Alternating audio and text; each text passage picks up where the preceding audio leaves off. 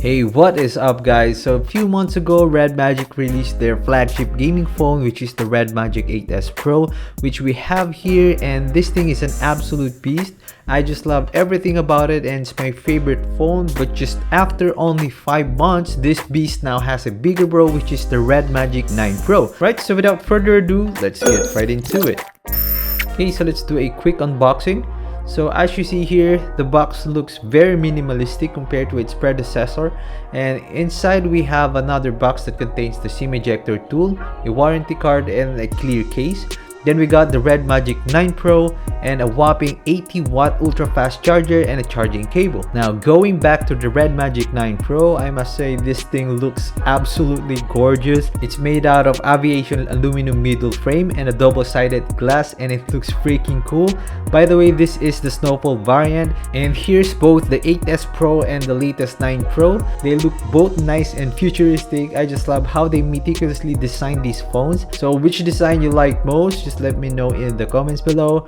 Right, so as you see, the triple camera setup is now moved to the left side, and I just love the fact that there are no longer camera bumps here, and the only small bump you'll see at the back is the LED flash, which is actually very minimal and you won't even notice it that much unless you touch it or take a closer look. And then here you can see some parts inside which looks awesome. We got the Snapdragon Gen 3 here and some wordings, Redmagic brand and the logo. And what's interesting is that I thought this was the third camera, but in fact this is just a cooling fan, and you may notice a small hole here, and that's the actual third camera, which I'll show you all the camera specs in a bit. By the way, this number here and the cooling fan lights up, as well as the shoulder triggers on the side, and you can customize it with different light modes like steady light, breathing, and flashing. You can also choose different colors, and they actually looks really cool and adds more gaming vibes to the phone. Moving on to the right hand side, we got the heat vents and the cooling fan inside, volume rockers, a round power button which is new, a dedicated switch for newbie game space,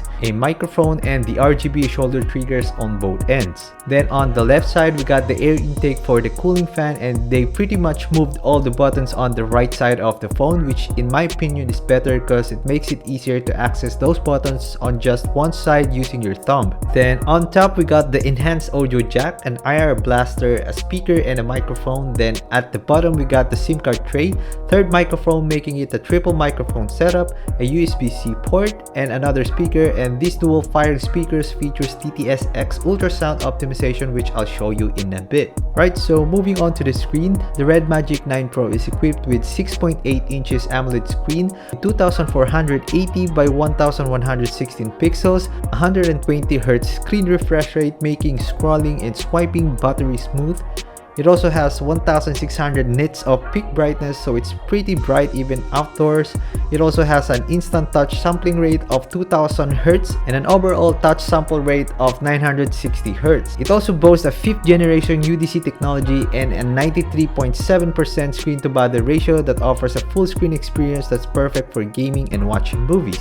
Color transitions are also accurate and natural even in low light settings, and still we have the under display selfie camera which is hidden under the screen, and you can even tell that it's there. And by the way, it has the 5th UDC generation upgrade, so it has better image quality than its predecessor. The fingerprint scanner and facial recognition also works really quick, and it does the job well with no problems. Even with screen protector, everything works fast, so thumbs up for that. Right, so moving on to the Nubia game space. Now to access it, all you have to do is slide the switch to the right and you'll get this animation and sound effects. So here you can see all the games we have. Then you can adjust the settings for each game. You can select the touch sampling rate, sensitivity, smoothness, edge accidental touch, change the performance settings and also the GPU settings, then select the effects according to your game, which in my case I play a lot of shooting games, and then some net settings, fan settings, and recording. It also has different plugins that you can use on your game, like adding crosshair and bore. By the way, I'll make a separate video showing all these plugins, so stay tuned. Then they also revamped Mora. Before it was landscape, but now it's on portrait mode, and you can change the way she dressed, choose her actions. And then here's the Mora care and some settings.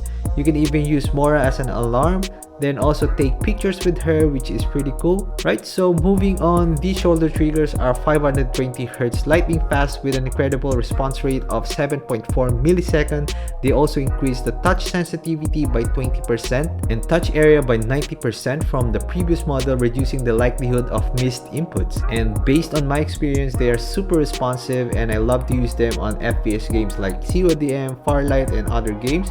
These are also sweat resistant, so you don't have to worry about moisture affecting the gameplay. Redmagic also upgraded the Ice 13 cooling system and also the built-in high-speed turbo fan with a much faster rotation at 22,000 RPM that operates silently at just 4 dB thanks to its ultra-thin shark fin blades. The heat dissipation is also improved with tons of layers of cooling materials and a VC covering an expansive area of 10,182 square millimeters, reducing the overall temperature by up to 18 degrees Celsius. And after playing CODM for 1 hour at max settings, here are the temps.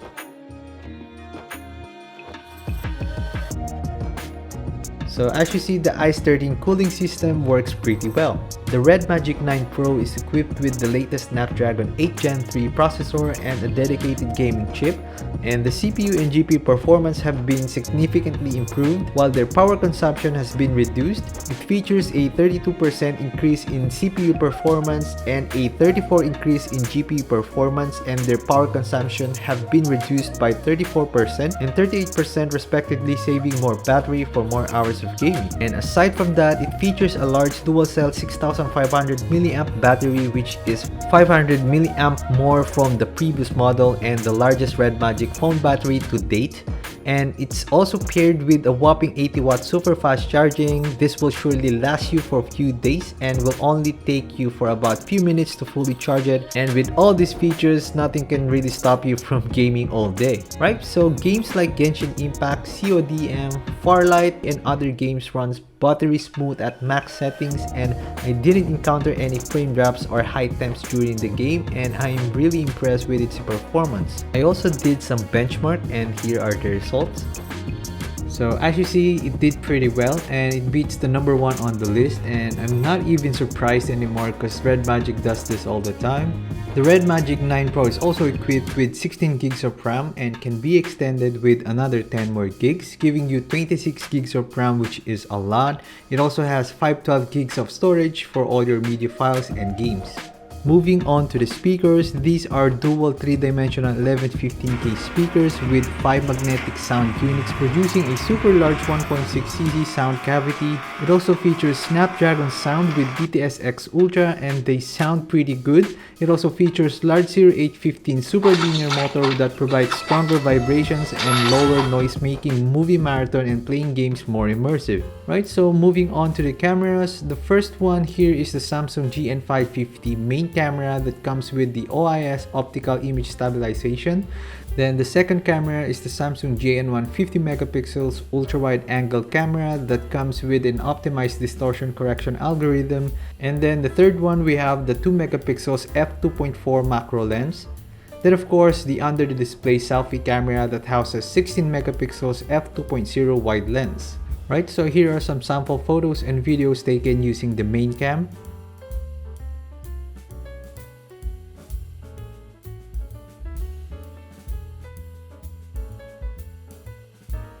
So as you see, the image and video quality using the main cameras are pretty good. Then here are some selfie shots using the under display camera. Hey, what's up guys? So here's the video sample using the front facing camera. So what do you guys think?